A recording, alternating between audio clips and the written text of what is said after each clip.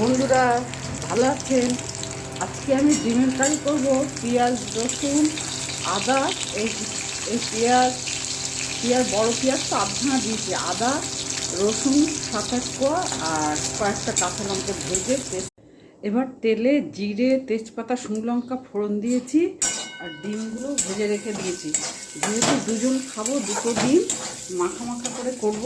3টে ডিম নিয়েছি, আর একটা ডিম ভেঙে ভেঙে দিয়েছি।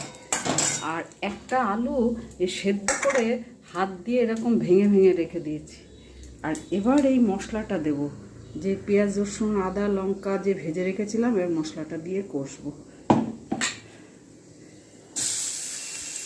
এই মশলাগুলো দেবো, এই যে কাশ্মীরি লঙ্কার গুঁড়ো, নুন, হলুদ, আর এইটা চিকেন মশলা। এটা আমার কেনা চিকেন, চিকেন মশলা না, এই বিরিয়ানি মশলা।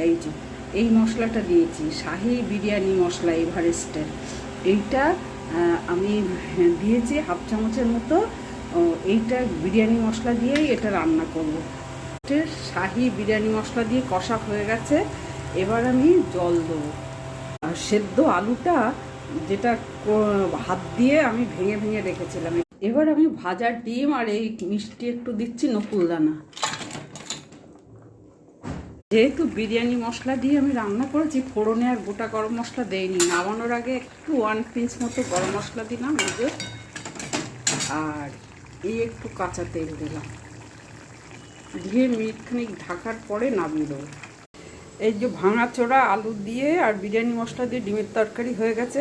আমি বিরিয়ানি মশলা দিয়ে অনেক কিছুই করি, পনিরও করি, খুব সুস্বাদু খেতে হয়, আর কিছু দেওয়া লাগে না, জিরে, ধনে, তাতেই টেস্ট হয়।